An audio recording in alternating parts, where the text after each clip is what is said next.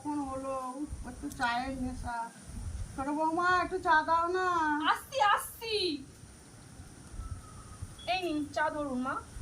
এ কি এই বার ঘরে চা? বাবা দেখি খুব ঠান্ডা, একটু কপালে গরম চাও দিচ্ছ না রে। এই মানা, মানা,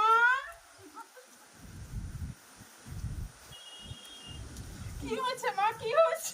আর বলিস না, বৌদির কাছে একটু চা চাই দেখ, ঠান্ডা চা এনে দিল। কি বলবো, বলার কিচ্ছু নেই। তুমি আর কি বলবে, দুটো ঘর তো দেখে এলু। এ করছে মেকআপ আর ও করছে পার্লার যাবে বলে রেডি হচ্ছে।